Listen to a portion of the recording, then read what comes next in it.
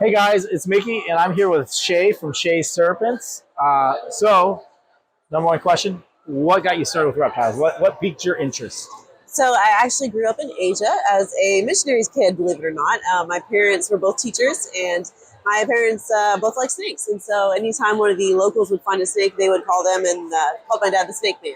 Oh, And okay. he would catch it and show us if it was venomous. He'd, open its mouth up, show us the fangs and all sorts of stuff. Unfortunately, he would usually then dispatch it. But then it would not be wasted. It'd go to science class, and we would dissect it in school. So I always thought snakes were very fascinating. It never dawned on me really until I even got to college that I could have them as a pet.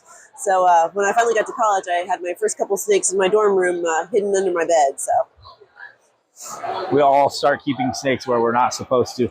So what's some of your favorite species you work with? I know that you breed some ball pythons, but you work with a lot of other species. You do the green tree pythons and the Brazilian rainbow boas and stuff. Tell us a little bit about that. yeah, so ball pythons are, they're kind of the bread and butter, but they really fund my fun projects. So I really enjoy working with the rainbow boas and, yeah, like I said, green tree pythons and the black-headed pythons. So kind of working on expanding those projects, backing off a little bit on the ball pythons and kind of bumping up the rainbow boas with some cool new genetics and stuff like that. So we're excited to see where it goes. So the cool thing about your booth is somebody could buy a snake from you, but they could also get the snake and the enclosure from you. You guys also build PVC enclosures, and it looks like you set them up with lights and thermostats and heat and everything like that. So really, somebody buying an animal from you can properly set it up. You want to walk us through a little bit of that, what that looks like? If somebody was going to buy a rainbow boa from you today, how would you set them up? Absolutely. So actually for our babies, we do have the reptile tub setup kind of starter kit. So this is really good for small snakes for holding humidity. But for some of our bigger snakes, or as the snakes get bigger, we do have different sizes of PVC enclosures. We have gradient heat panels and thermostats that you can buy all three as a package deal. That kind of saves you some money.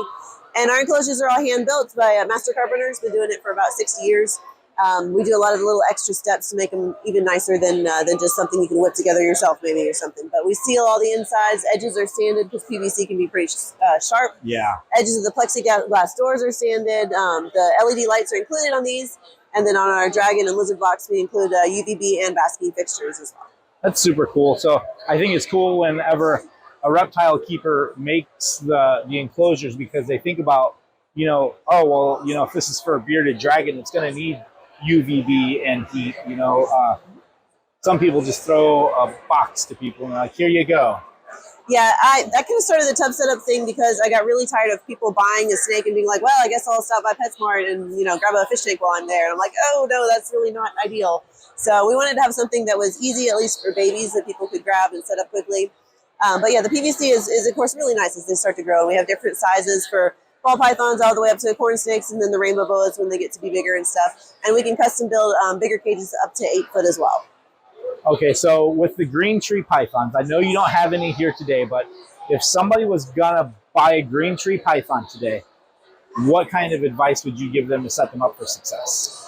Definitely go captive bred, captive born and bred. Don't go with the imports on those. There can be a lot of diseases, nido, things like that come in. Yeah.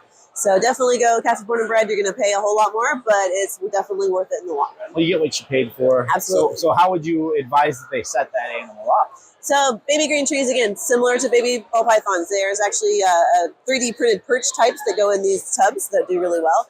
Or, of course, if you have a rack system that's made for arboreals, that works well. When they get to be bigger, usually a 2x2x2 cube for a male, and then 3 foot long by 2x2 for female. Most people think arboreals need a cage that's tall. That's not necessarily the case. They will go to the highest point just because it's secure, and it may not be the best temperature-wise. So you can give them that same gradient side to side, just like you would any other snake, just with a little bit more height, 2 foot height instead of a 4 foot height. Okay, awesome. Well, thank you so much for being on, Shay. Thank you so much.